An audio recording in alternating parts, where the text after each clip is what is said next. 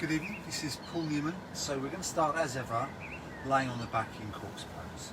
So, take a posture with the feet, the corners of the mat at the front, with your ankles on the corners of the mat, and then lie back, extending the spine, lengthening the spine as long as possible on the mat. Take the shoulders back nice and wide, and the back of the head to the floor. The hands can come out just far enough from the body that the palms can turn up comfortably in this open and accepting posture. Tuck the chin a little bit so the back of the neck is long, and allow all the tension in the legs to go so the feet fall out to the sides. And just feel the back is being supported by the floor. Feel the position of the back of the head on the floor. Feel the shoulder blades softening into the floor. Feel the back of the hips on the floor, backs of the thighs, backs of the calves and the heels. So just notice all the bodily sensations being generated by the contact that you're making with the floor. And start some long, slow, deep breaths. So breathing in through the nostrils. Just allowing the breath to absorb any tension that's in the body, and then breathing that in out, taking the tension out with the exhale, relaxing and letting go of the tension. Inhaling.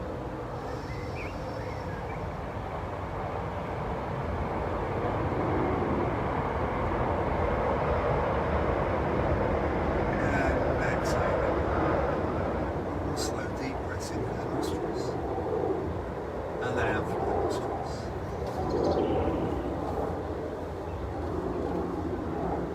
So breathe whatever way feels comfortable, whatever way feels pleasant. Just see if you can find a way where the breath feels even more pleasant and even more comfortable. Start imagining if you breathe slightly differently, how will it feel? See if you can make that breath feel more silky, more smooth, more calming, more relaxing and more pleasant.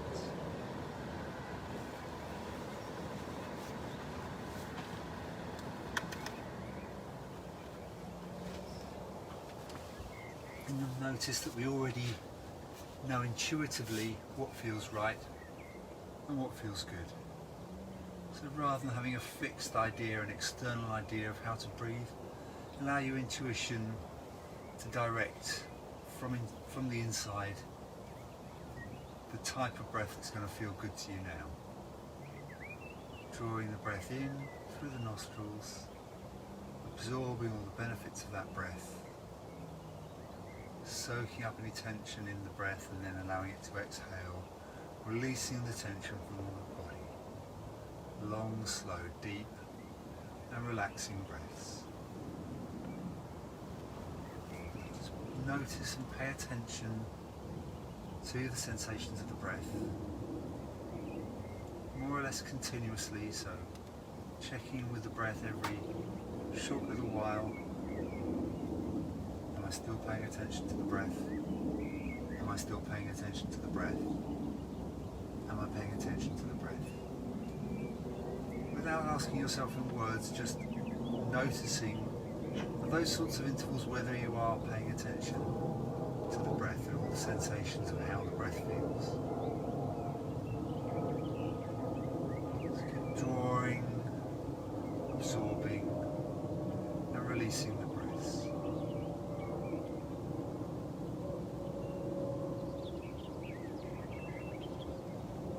Going for another 5 breaths, so counting the breaths now from 5 down to 0. We do a reverse count so that when we reach 0 there's nowhere else to go.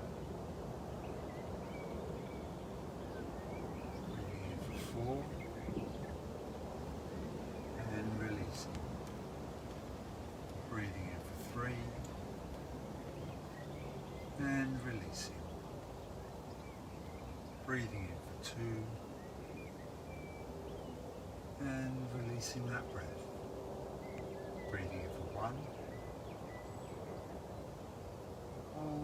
gently and then releasing that breath for one. Breathing in one last time for nothing. Holding, relaxing and releasing that breath for nothing.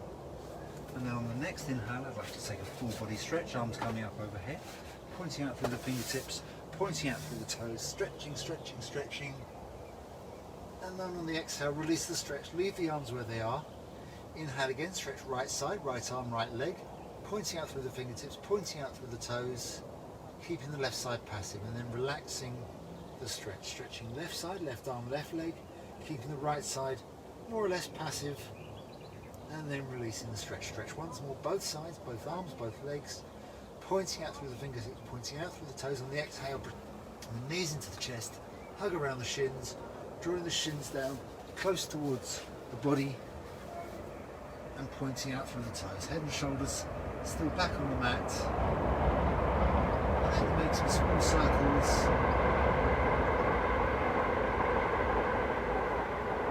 With the knees, a few in each direction.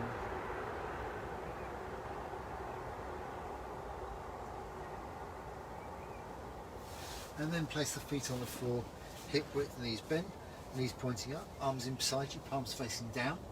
And we're coming into rolling bridge. So walk the heels a little bit further back towards the fingertips, press down with flat spread hands, and then inhaling, start peeling the back away from the mat, starting tailbone, lower back, middle back, upper back, until you have a straight line from the knees through the hips down to the shoulder, rolling back down the way you came up, starting with the upper back, then the middle back, then the lower back.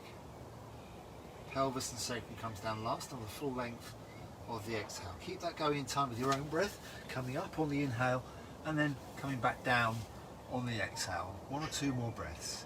Inhaling to come up and exhaling to come down, ripping the spine on and off the mat in rolling bridge. On the next one, up.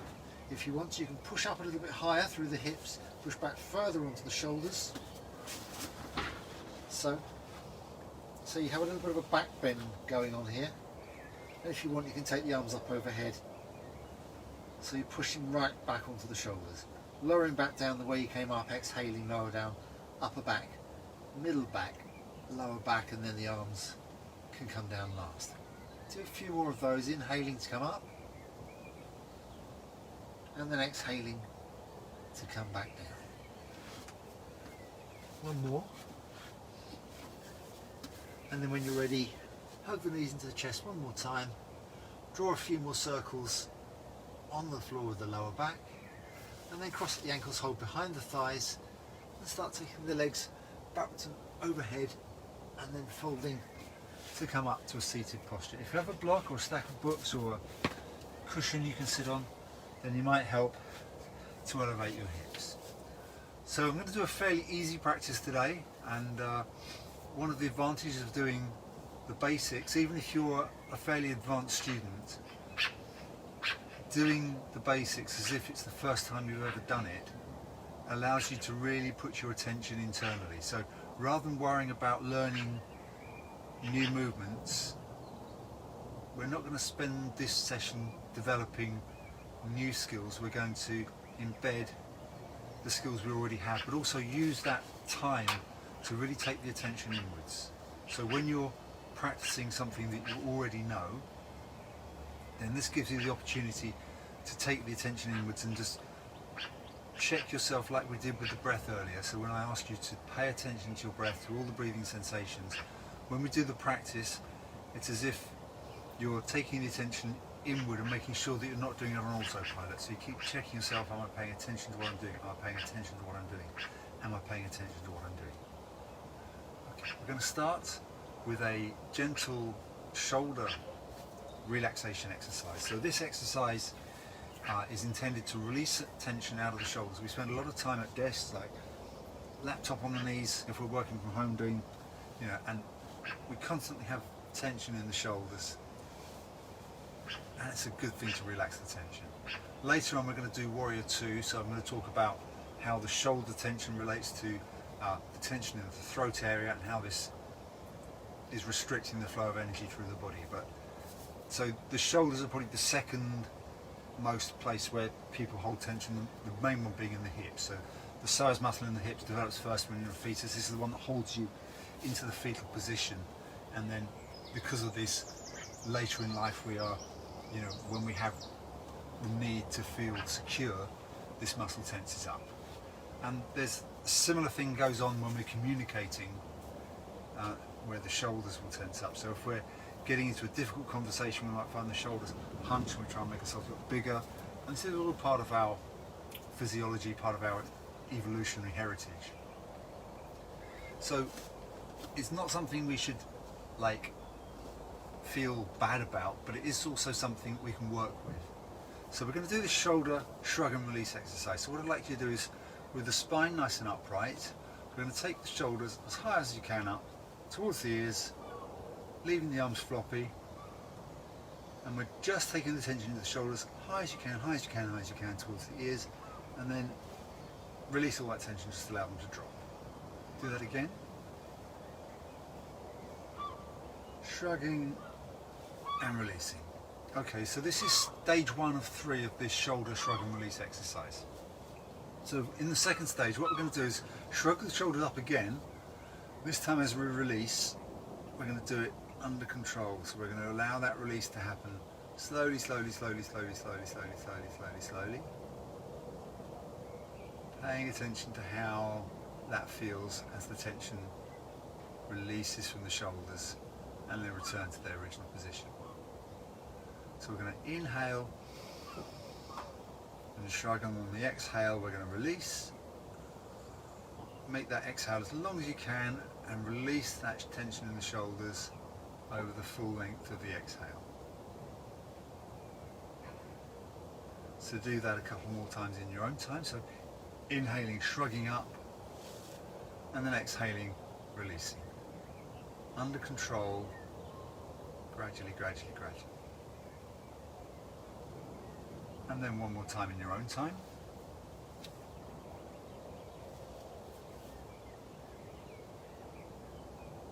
And then coming back to a resting position. So the point of this stage 2 is to get you noticing what it feels like to release the tension. And you may have found that it's not just something that you do, but more something that you stop doing, but it's a process that you control. Okay, so when we get back to this point,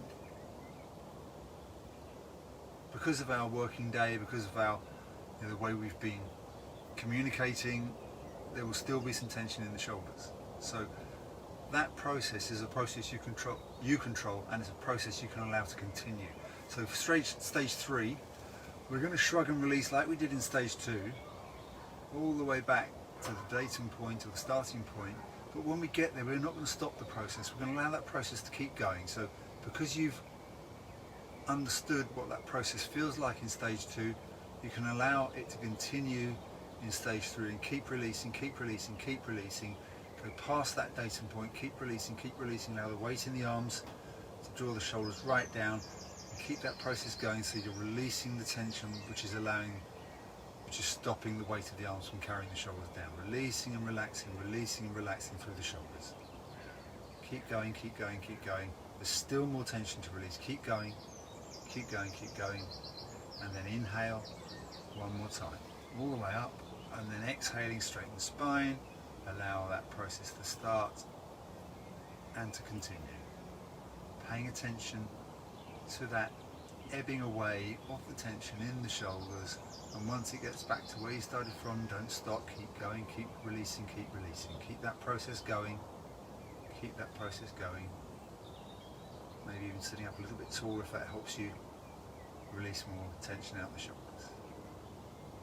Okay, and we're going to stop and leave it there and carry on with the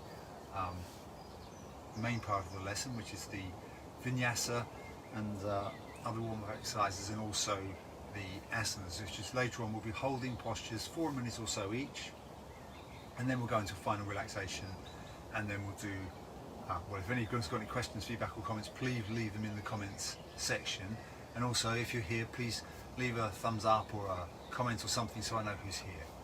Thank you. So we're going to go now into the Vinyasa, and as I said, we're going to teach a simple Vinyasa today, and if you've done Sun Salutations, you will find this a fairly easy version. So there's a couple of advantages to this, learning the easier version. The first thing is that if you're ever injured, or once you start getting a little bit old, a little bit infirm, a little bit stiff, at least there's still a practice you can still do, is the first thing. Second thing is, as I said earlier, although in some lessons we're going to be pushing the limits and stretching ourselves and learning new things and trying to achieve new positions and new dimensions to our yoga, sometimes there's a benefit to just practice something basic. So practicing the basics is very important. So you'll see in my book on Sun Salutations, which is called Hatha Yoga Surya Namaskar Vinyasa by Paul Newman, you can find it on Amazon or in the Kindle store. I spend 3 full pages talking about Tadasana, the starting position. So I spend 3 whole pages talking about just how to stand up. And everyone knows how to stand up. You've been doing it since you were yay big, yes? So we're going to get on with the Vinyasa now. So you can come to standing any way you choose to.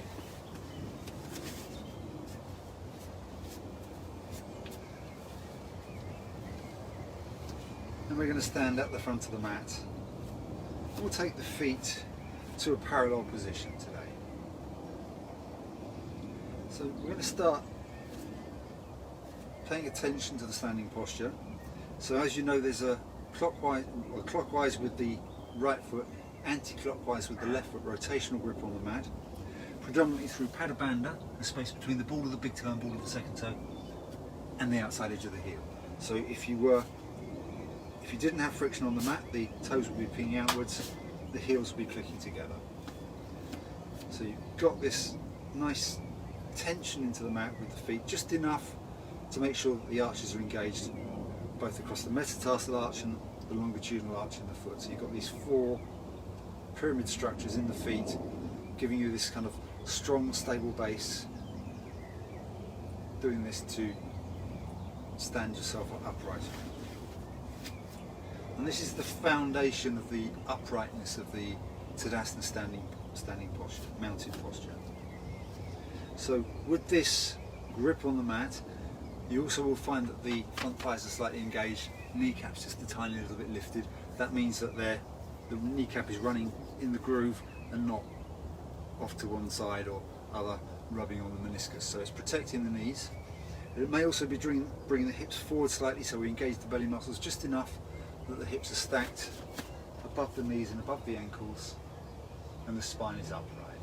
Slight outward rotation on the upper arms, so the shoulder blades come pressing into the back ribs, pushing the back ribs forward and allowing that shoulder girdle to widen so that the arms can then just hang loosely from this wide shoulder girdle and the head is upright above the shoulders. So Tadasana mounting posture, the posture we come back to at the end of each round of Sun Salutations, and this is a kind of an important key posture. And also it's an easy posture to practice because you can practice it anywhere. You don't need to be in a yoga studio, you can be wearing shoes, you can be waiting in a queue, you can just be like standing around somewhere. Yeah, so practice this posture whenever you get the opportunity. So we're going to start in Tadasana mountain pose, nice and upright, so you've got this uprightness mentally as well as physically. And to come into the simple version, we're going to start as before in the standing back bend Hasta Uttanasana, but don't overdo it. Keep whilst the shoulders remain down away from the ears, no need to come to like hands right above the face. You can come up to about a 45-degree position, just a gentle back bend, keeping the hips stacked above the knees and above the ankles. And then on the exhale, we're going to come into a standing forward fold, but we're going to support the weight on the front thighs. So keeping a flat back and straight legs, we're going to take the hips back as we fold forward, but slide the hands down the front thighs to the knees, and then bend at the elbows as we bend even further forward at the hips. And then you should be able to get the torso parallel with the floor, and then you can start sinking the hips a little bit lower until you can reach the floor with the hands either side of the feet. So rather than stepping back into a plank, this time we're going to step back into a tabletop. So we're going to take the right knee back below the right hip, and then the left knee back below the left hip. So the toes are tucked here.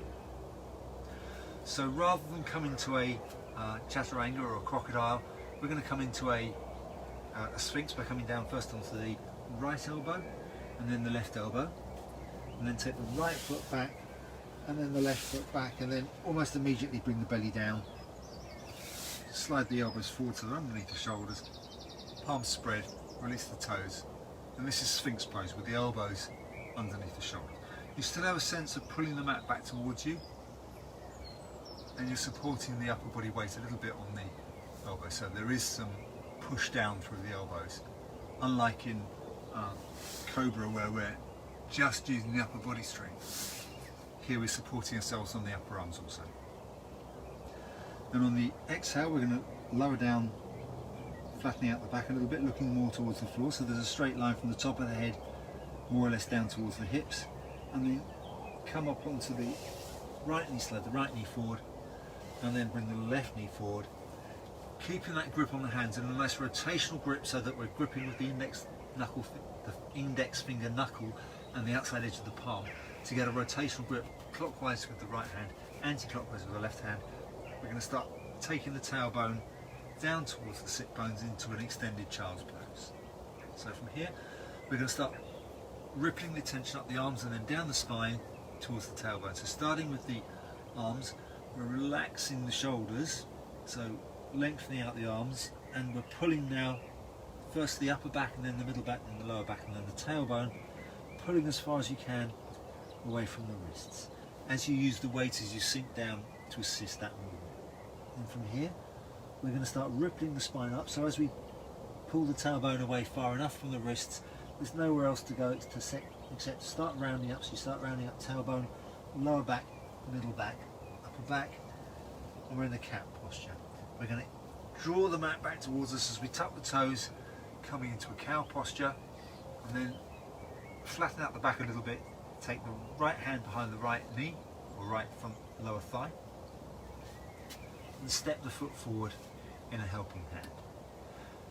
And then from here we're going to ground, well, we're going to lift the left knee, ground the back heel, and then we're going to step forward into a half standing forward bend.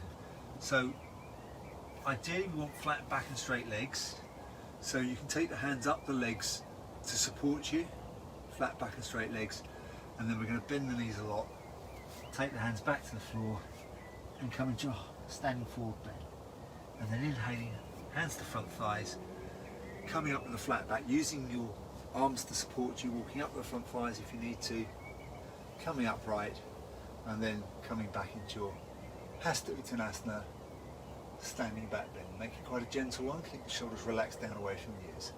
Straighten up the torso, hands come past the face in prayer to the heart center. So from here we're going to release into Uttanasana mountain pose. So bring your attention into the feet, physically make that grip. Belly, core engaged to bring the hips back above the knees, above the ankles, and then there's this relaxation that happens on the top down as we release through the shoulders, release through the arms, and come into Tadasana mountain pose. We're going to do that again on the other opposite side, so hands to prayer in front of the belly, inhaling, shoulders relaxed, gentle back bend, and kind of scooping up. This kind of action here, scooping up the little finger edge of the palms, and then on the exhale straighten up the back, hands come past the face in prayer to the heart center, and then we're going to come left hand then right hand this time, standing forward, fold flat back, straight legs, using the hands on the thighs to support the weight in the simple version, and then bending the knees to bring the hips lower so we can reach the floor with the hands, and take the left knee back underneath the left hip. So in this position the right knee will be over the right ankle and the left knee underneath the left hip. So that's how far back you step. Toes tucked, and then pushing down to the palms makes a little bit of space to just release that right foot there. And then this time coming down, left elbow, right elbow, taking left foot back, then right foot back and bring the belly down. And inhale into the Sphinx. So maybe my elbow should have been a little bit further forward. Inhale into the Sphinx, exhaling Flatten out the back, tap the toes, and then left knee forward, right knee forward, and come back into a child's pose. Extended child's pose instead of downward facing dog in this simple version of Surya Namaskar. And then pulling back with the tailbone so the arms come out straight, and then we start rippling up the spine. So that's a one continuous movement. Inhale as you tuck the toes, come into the cow pose, flatten out the back a little bit, hand behind the left thigh, and step the foot forward and back to marker position with the left hand. So we can take the right toes a little bit further right, round the heel, and step to a half standing forward bend. So if you can reach the floor flat back, straight legs, that's fine. If you can't, then take the hands up to the shins or up to the knees, or wherever you need to come to get the back flat and the legs straight. So then from here we're going to bend the knees a lot, taking the head to the knees, hands back to the floor, and pushing to the palms to raise the hips. You don't need to straighten the legs there. And then inhaling, gaze forward, out and up as the hands come onto the front thighs, left then right, and then pushing into the front thighs to support you as you come up, walking the hands up the front thighs, and then continuing that motion. So you've just brought the hips forward into a straight line, and then the arms continue that motion forward, coming up overhead, over the face, and then flattening out the back. Hands come past the facing prayer to the heart center, and release to a Tadasana mountain pose. So I'm going to run through that just a little bit quicker this time. And as you'll find, that's a much easier sequence than the normal Surya Namaskar Vinyasa that we'll practice most times. But this sequence is really well worth knowing. I have documented it in the book, so I'll put a link to the book in the comments section. It's only about £2 for the Kindle version. I think it's £9 for the paperback. But have a look at that, and you know, that'll help you remember what we learned in this session. So we're going to run through that sequence a little bit quicker. Inhale. Exhale, right hand, left hand, hips go back, bending the knees, hands to the floor, step back, right knee, left knee. Coming down, right elbow, right foot, belly down, inhale, Sphinx pose. Exhale, sliding right knee forward, left knee forward, sitting back, extended child's pose. Inhale, rounding up the back, pulling back with the hands, tucking the toes and coming into a cow pose. Flatten out the back, right hand behind the right knee, helping hand forward, hand back to marker position. Tip of the toes goes left on the left foot, ground the left heel, and then coming to a half standing forward bend, flat back, straight legs. On the exhale, bend the knees a lot, head to the knees, and then right hand, left hand to the front thighs, coming up to standing. Inhale, standing back bend, keeping the shoulders relaxed, and then straighten up the torso, hands past the face in prayer to heart center, and take the attention into the feet first, and then all the way up the legs as you release into your Tadasana mountain pose. We'll do that again on the left side. Inhale and exhale as we forward fold, left hand, right hand, and then left hand, right hand to the mat, left knee back, right knee back, left elbow down, right elbow down, left foot back, right foot back, belly down. Inhale, Sphinx. Exhale, left knee forward, right knee forward, sit back on the heels, pull back with the tailbone, extending the arms, ripping up the spine, tailbone, lower back, middle back, upper back. Flatten out the back as you tuck the toes, inhale, into the cow pose. Flatten out the back, left hand behind the left front thigh. Hand back, left hand back to marker position, right toes out the right side of the mat, and ground the right heel, flattening out the back. Inhale, step forward. Half standing forward bend, hands up the outsides of the legs if you need to. Exhale, standing forward bend. Inhale, left hand, right hand to the front thighs, coming up to standing, arms ahead of you. And back to Tadasana. We'll do that one more time, once each side. Inhale, exhale, right hand, left, right knee, left knee, right elbow, right foot, belly comes down. Inhale, Sphinx pose. Exhale, right knee, sitting back, pulling back with the tailbone, rippling up the spine, into a cat, inhale into a cow, and then right hand, helping hand, right foot forward, right hand back to marker position, left toes go left, ground the left heel, flatten out the back, stepping forward, inhale, half standing forward bend, exhale, standing forward bend. Inhaling, right hand, left hand to the front thighs, up to standing, and back to your Tadasana mountain pose, straight through, inhale, exhale, left hand, right hand to the left and right thighs, forward folding, flat back, straight legs, bending the knees, left hand, right hand comes down, left knee goes back, right knee goes back. Left elbow comes down, right elbow comes down, take the left foot back, right foot back, belly comes down. Inhale, Sphinx pose, pointing out the toes.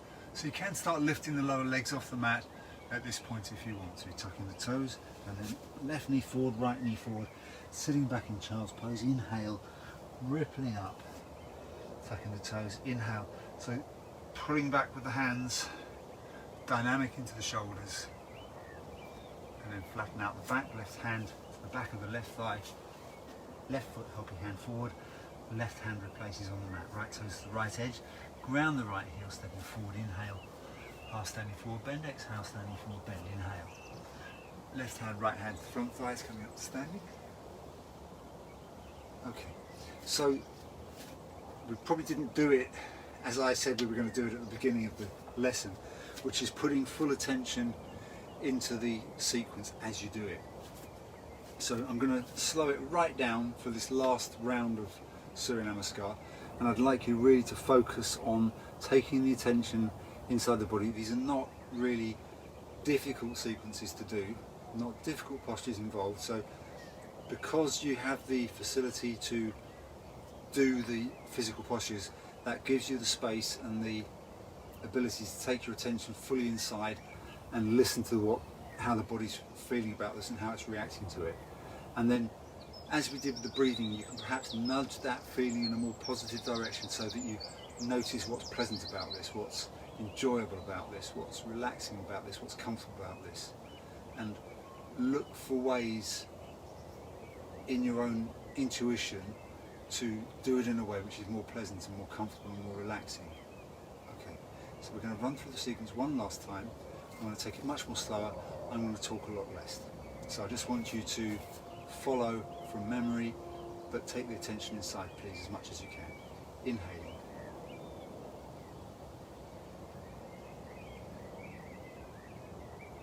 Exhaling.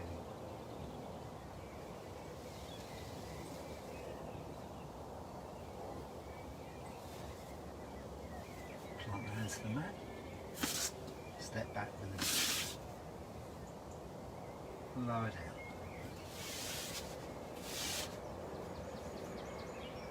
And inhale. And exhale.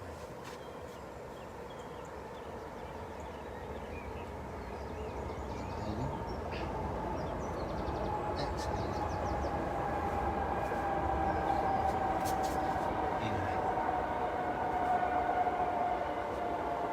Exhale. Inhaling. And exhaling. Right hand, left hand, inhaling.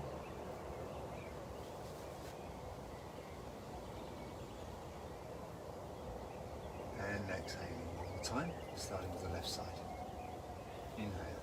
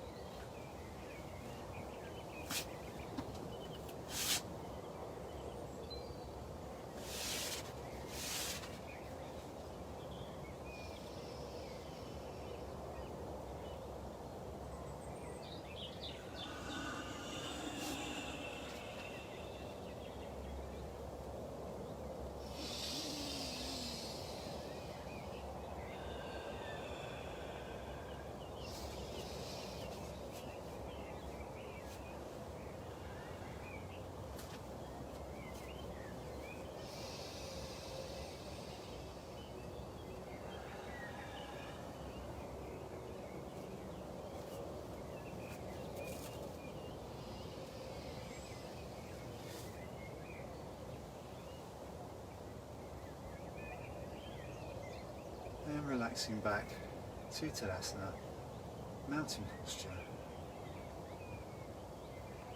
Just hold that for one more moment, focusing on all the physical sensations that you're generating by gripping with the feet, by gently engaging the front thighs, lifting the kneecaps, engaging the core so the hips are stacked, knees above ankles, spine upright, face relaxed, head upright, shoulders soft, shoulder blades pressing into the back ribs gently, arms hanging loosely, palms facing forward, and your attention on the whole posture. Okay, that we're done with the Vinyasa. We're going to move now into the Asana, which is postures where we're going to hold the posture for a little longer.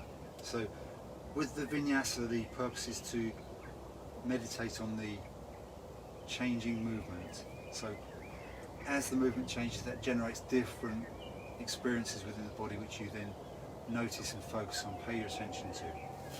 And that becomes like a moving meditation. With the Vinyasa, we'll hold the posture for a little bit longer, and we're focusing on a fixed position, just on the body tone generated by that. We're going to start with Warrior 2. So we'll bring the feet together in the middle of the mat. Okay, so we're going to take imagine you have in fact we'll take the left foot to the centre of the mat. Imagine you've got a line down the middle of your mat. So we're going to take the instep onto that line, instep of the right foot. So we're going to step back in one lunge. So the torso should be upright, above, so the shoulders are pretty much above the hips, and then we're going to turn the torso out to the side. So you'll feel a little bit of a grip on the inner thigh as you turn round. So one thing you may find also is that this knee tries to follow you round and roll in. So we're rolling out with that front knee at the same time as drawing back with that front thigh to bring the torso facing out to the long edge of the mat and the torso upright. So if you've got a tent pole handy, then your body should be in line with the tent pole. If you haven't got a tent pole, then just use some other right angle that's in the room that you're in. Okay, so we're going to take the arms out wide, up level with the shoulders. Palms are flat, pointing down, fingers are spread, and the middle finger pointing forwards and backwards. And then turn just the head to look down the length of the left arm. So the gaze is parallel with the arm is parallel with the floor. And then I mentioned earlier that this is about the vishuddhi chakra, the throat area, which is an important centre of communication. So this is a warrior posture called Warrior 2, and it's also a guarding posture, so it's all about guarding your speech. So this is like the energy from the speech centres flowing down both arms all the way out into the universe, far and wide.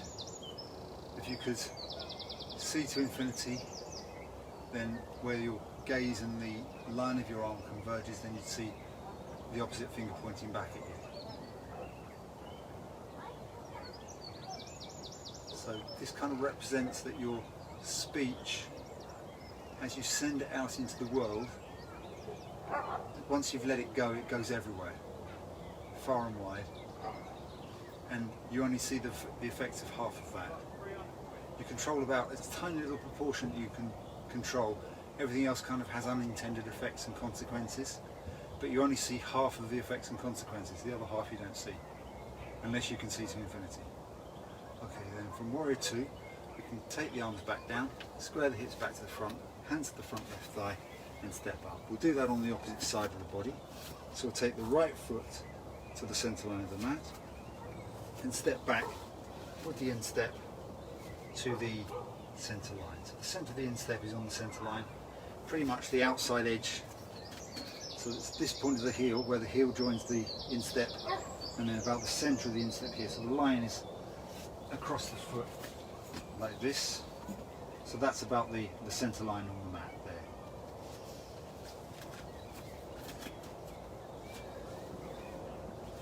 Okay, and then we have the knee lunged over the ankle, no further, so we're not going any further forward than the ankle, just above the ankle. And then this thigh, this inner thigh on the left leg is rolling backwards so that the ankle kind of like pushes outwards. So if I show you that from the opposite side, that's kind of what we're doing here. So as this inner thigh comes back, the foot's kind of rolling outwards. You're using this outside edge of the heel and the outside edge of the foot as a backstop.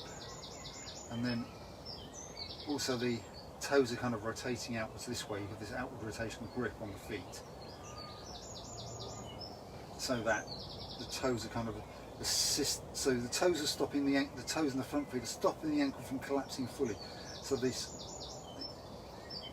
foot's rotating outwards with the thigh, but then the toes are gripping and drawing the foot back, so you're getting some support from the front part of the foot as they get this rotational grip like that into the mat, without the grip slipping, obviously.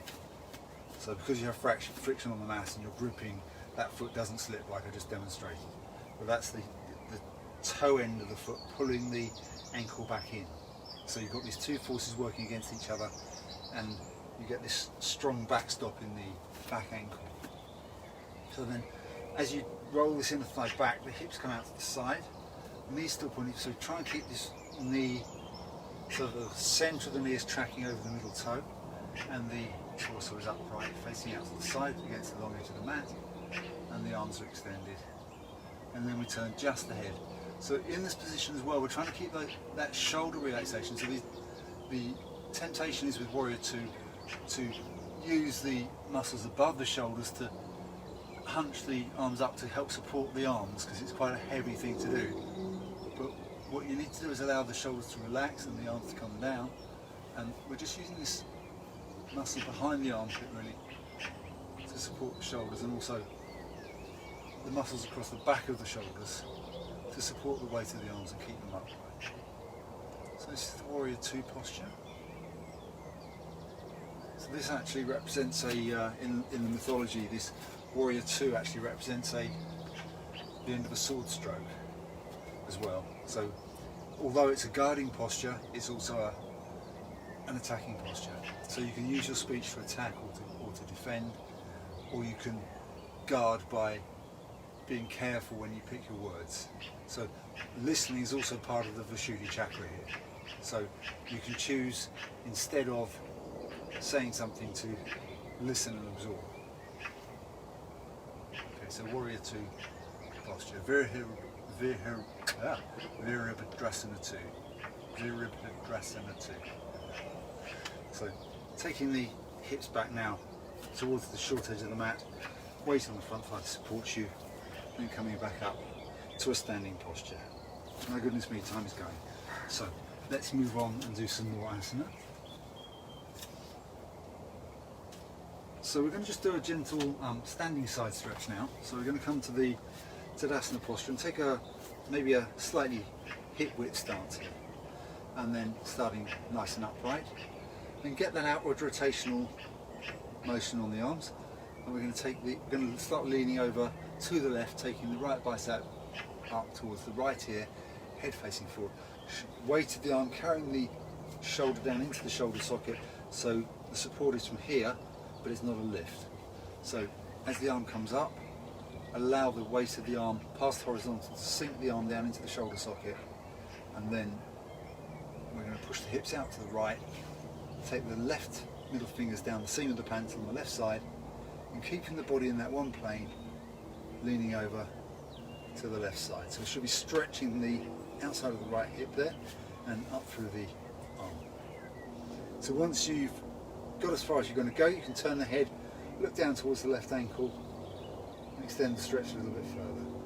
So you can also use the weight in your weight through the left hand to support you and stop yourself from collapsing into the posture.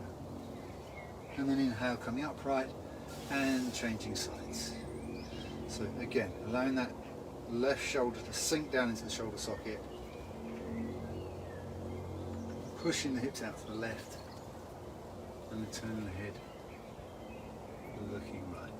So we're going to just intensify that a little bit. So we'll step the feet together, and this time step the right foot across the left foot as we do the side stretch. So now you'll feel a bit more intensity. So with this posture, one of the temptations will be to bring the right hip forward as you take the right arm over to try and make space for yourself. We're not trying to do, it's not a question of trying to get round as far as possible.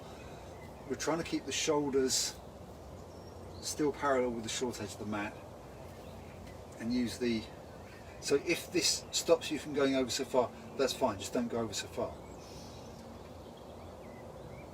Just relaxing into that stretch and changing sides. So we're going to cross now the left over the right.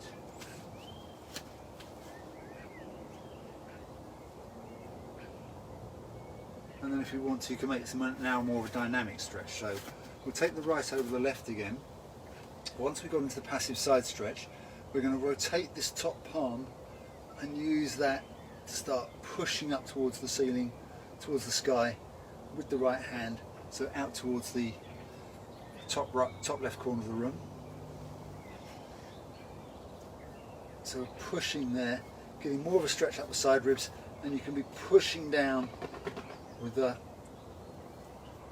flexed hand, flexed wrist.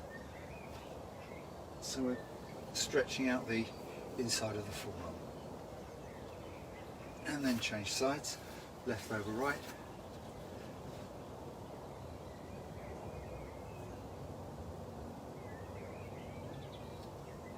And back to a standing position.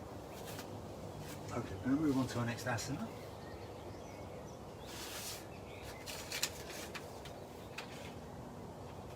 Okay, so normally I'll put in a strengthening posture in each class. So this one is a little bit of a challenging posture. It's probably the only challenging posture I'm going to do today. So if you have a stack of books, it's easier if you use books or blocks.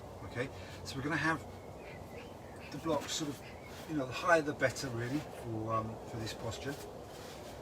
The higher the easier, put it that way. And I'm going to come onto the other mat because it's got a board underneath it, so it's a little bit less squashy. So I can do that a little bit easier. So I'll put the blocks down. Not a very wide point, that's the only thing. Okay, so we're going to start here. So I'll have the toes touching the blocks or the books, and the heels together, big toe knuckles together, and the hands flat on the blocks. So we're squeezing the front thighs together, the inner front thighs together with the eyes of the elbows, and then we're going to come up as high as we can onto a tiptoe, taking the knees towards the front of the shoulders. We're going to take the waist into the palms and try and pop the feet off the floor. 1, 2, 3. So if you can hold it for longer, and see if you can engage the belly muscles, take the weight further forward, lift the feet and hold for a short little while. If you can only manage to hop the feet off the floor, that's fine. Just 3 little hops is enough. This is a strengthening posture. It's very incremental, so start with little hops and then work up. So this is called the upward facing frog. Okay, now we're going to do a hip opener, which is called the downward facing frog. So I would say come facing the long edge of your mat now, and we're going to take the knees out nice and wide at the front corners of the mat, sorry, the front edge of the mat. Move the blocks out of the way, and then come down to the elbows. So then the lower legs should be sort of perpendicular to the thighs, so they're kind of like straight back across the width of the mat. And we're on the elbows here like we were in Sphinx. And the idea of this exercise is to take the line of the hips backwards and forwards over the line of the knees, just very gently to ease out the inner thigh. So this is downward facing frog, Adho Mukha Bhavasana.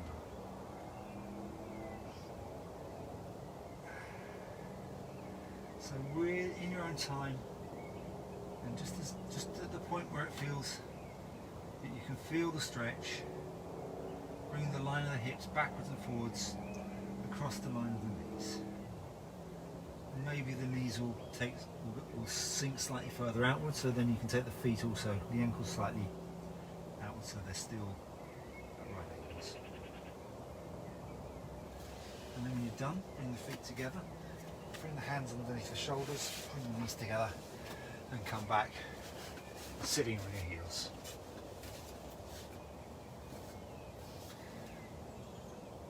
And then we're going to come into a seated forward fold.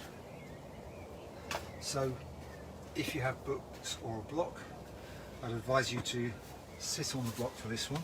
So take the hips to the front corner of the block, so the sit bones are kind of like rolling off this front edge of the block, but the fleshy parts of the buttocks are still on the block. So you're kind of like using the block to pitch you forward slightly.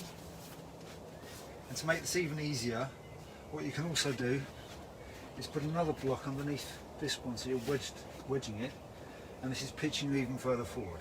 So this kind of assists the initial action of coming into this forward fold. So you find most of the length of the backs of the legs is on the floor. The sit bones aren't quite on the floor, but they're off the block, and the tailbone and the fleshy parts of the buttocks are on the block. And we're sitting up nice and tall. Feet are flexed and toes pointing back towards the face. Pressing down through the backs of the calves and gently through the backs of the knees. So you're up nice and tall, and then on the exhale, hinging at the hips, coming forward with a flat back. Then if that gives you some space in the hamstrings, you can walk the heels out, absorb that extra lengthening, and then on the inhale, just resting the hands on the front shins, bringing the face forward, head up, gaze up, relaxing through the shoulders, inhaling, and then exhaling, just hinging at the hips, folding forward. So you might not come very far, a few centimetres, or even just a few millimetres, it's perfectly fine, just enough for you. And inhaling and exhaling. So inhaling, gaze comes forward, out and up. Exhale, we hinge at the hips and fold forward. Inhale and exhale. Inhale and exhale. So then once you've done this a little bit, you'll find more tension in the backs of the knees. So then work on walking those heels away from you again, getting the backs of the calves onto the mat again, flex the feet properly again, and then work again with the breath. So you might find you have to come up more upright now you've lengthened out the hamstrings. So that's the idea, is to lengthen out the hamstrings, not to see how far forward you can fold. So if you're trying to just get your head onto your shins, then you'll probably start rounding your back, and this is not the point of this exercise. The point is to work around the tension in the lower back by working with a flat back, working with the breath. So absorbing the tension and releasing the tension with the breath. And working with the breath to come into the forward fold. So there'll come a point where you can't actually fold any further forward with flat back and straight legs. So at that point, do about another 5 breaths in that position, and then you can round forward, taking the head towards the knees.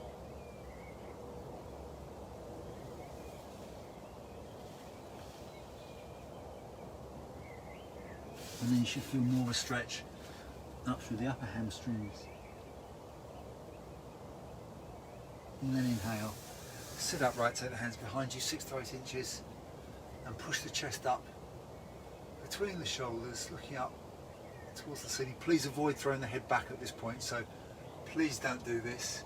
Keep space at the back of the neck so you're not cutting off the blood supply to your brain with the base of your skull. It's just this action, and not collapsing back in the neck. So once we're in the kind of half fish pose, we can also elevate the hips from the floor, hinging up, pivoting on the heels if you want to, coming into a straight line reverse plank, just briefly if you want to, and then we'll come into a cross-leg seated position. So I'm going to end today in a cross-leg seated position. Before we do, we'll just do a few hip circles and seated side stretches just to finish up with some gentle movement. So in a cross-leg position, Sukhasana easy pose, if that's comfortable for you. Sitting on the block if you want to. And we'll just take the belly in a circular motion, anti-clockwise to start with, and then clockwise. A few in each direction. Just feeling where that's tight around the hips, around the lower back. Keeping the shoulders, try and keep the shoulders nice and relaxed, so at the same time remembering back to the initial shoulder stretch and relax exercise, shrug and relax exercise, and trying to keep that tension flowing out of the shoulders, keeping those nice and fluid, continuously moving, and then back the other way.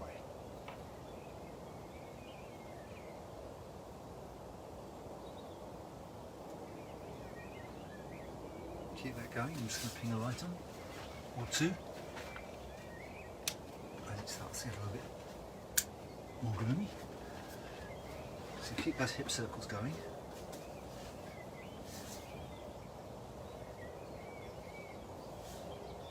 So if you have the hands to the floor and work into the palms, we're just resting on the knees and use the balance on the sit bones as you transfer the weight from one to the other.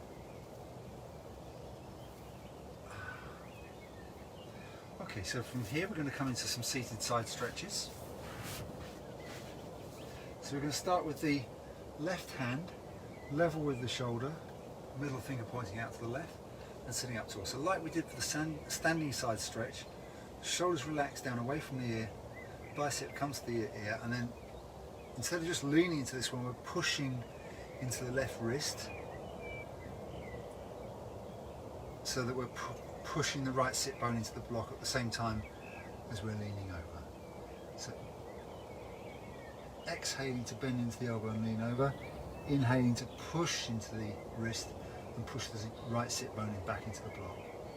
So kind of like side to side rocking as well as you work with the breath. And then you can make that dynamic in the same ways that we did before by turning the palm up towards the top left corner of the room and pushing and getting a nice stretch all the way up the right side of the ribs.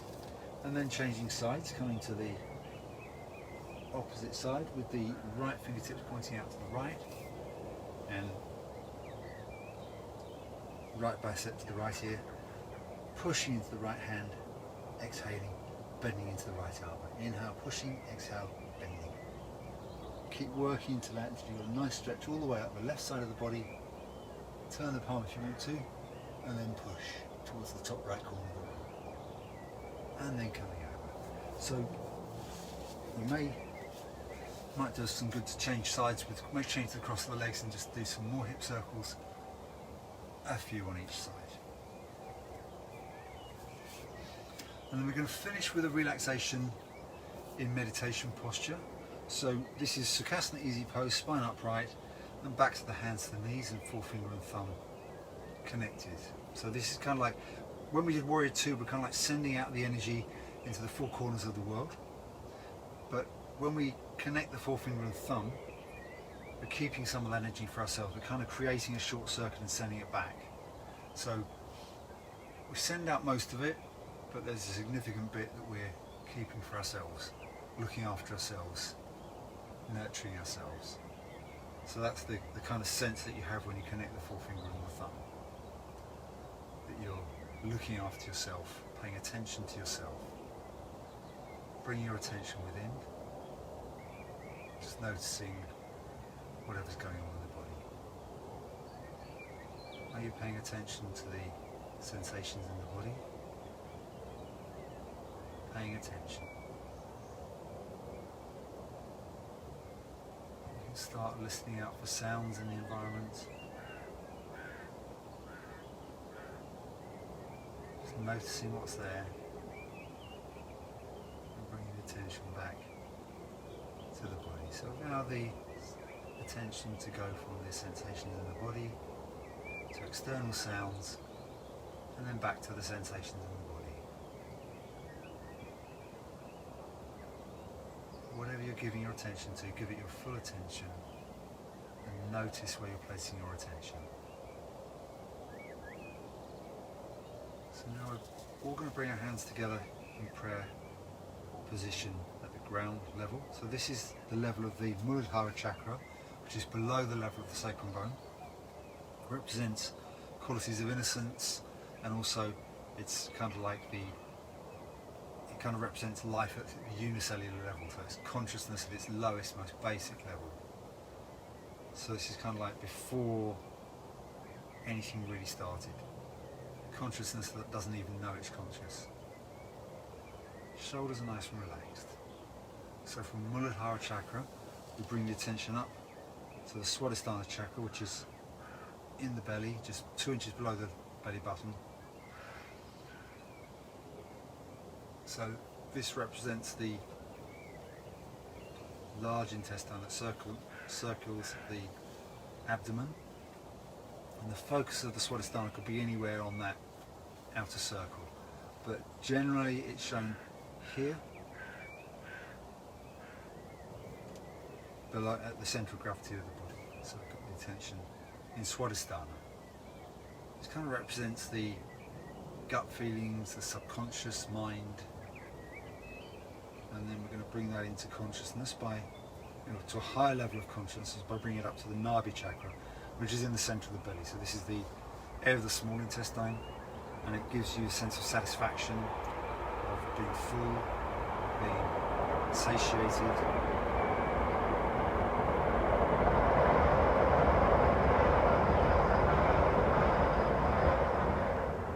Sensation of your physical needs are met. So you have food, you have shelter, everything you need to survive and thrive. And then we bring the attention up to the heart, or the Anahata chakra. And this is where the higher feelings start to develop. So this is where you can feel concern for something outside of yourself. So this is kind of like where animals started having maternal and paternal feelings for their young, and then that can spread out to other people, being concerned and being kind towards other people, not just people in your immediate circle. So this represents parenthood, love, compassion, sincerity, integrity, lots of things, all the heart qualities. And then we take the attention up to vishuddhi chakra. So this is the centre of communication. So that this chakra developed when humans first lifted their head up on the shoulders, and it transformed this area of the brain which was concerned with smell into being concerned with communication. So if you look at dogs, their brains are less well developed than ours in all areas except one, which is their sense of smell. And they use that sense of smell to communicate. So when they go out, they'll like sniff areas it's like checking their emails, or checking their social media, They know which dog was there and what they have for dinner. So that's their way of communicating. We've repurposed this area to be able to communicate in speech, and also to hear and identify words.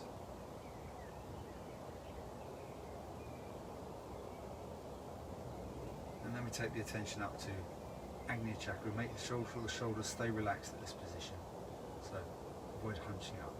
So this is the corpus callosum area of the brain, where the afferent and efferent nerves will pass in and out of the two hemispheres of the brain, and the thoughts which are distributed widely across both hemispheres of the brain are crossing over from one side to the other. So there's a lot of traffic going on here. And then reducing and calming mental activity is the way through to the highest chakra, which is Sahasrara chakra at the top of the head, represented by the 1,000-petal lotus of the Buddha. And this represents our connection with the whole universe. And then take the hands all the way up towards the sun, and then we're moving from this absolute understanding of consciousness to a relative understanding. So we're going into the sensation of knowing the truth. So consciousness allows us to know what's true. So we know that 3 times 3 is 9. And then it also allows us to experience the world, so we know that water is wet, strawberries are sweet, we know how hay smells, we know how our body sensations are when we pay attention to them. We look up towards the thumbs and bring the hands past the face in prayer, down to the heart centre, like we do in Tadasana mountain pose. And then we bow the head to the fingertips and say Namaste. Namaste kind of means hello in some Indian languages, but in Hindi, but it also has a deeper meaning. So it means that all of these stages of consciousness that we went through, they're not really separate, they're all part of the same thing. If you took away one stage, if you took away 6 of the 7 stages, then the remaining stage would still embody and express all of the other stages. So they're not separate, and we're not separate either. So it's kind of like we bring ourselves up, take that energy out high and wide, surrounding ourselves with peace and positive energy, and then gather it all the way back up overhead. Seal it between the palms and draw it down to the heart centre. And acknowledge. Namaste. Then you can release. And sit for as long as you'd like to in meditation posture or Gyan mudra. Sukhasana pose with Gyan mudra. This is called Gyan mudra, with the palm facing up, 4 fingers are connected. Palm facing down is called Shin mudra. So this is taking your energy down towards the earth, grounding your energy. So that's the end of the class. Thank you so much for attending. If you're here, please leave a comment or a like or something so that I know who is here. If you've got any questions, feedback or comments, please leave them in the comments section.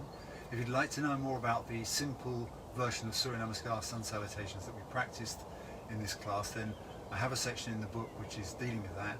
The book is called Sun Salutations, Surya Namaskar, Hatha Yoga Vinyasa by Paul Newman. It's on Amazon and in the Kindle store. So, and it's about £2 or something really cheap. So please get yourself a copy. And thank you for attending.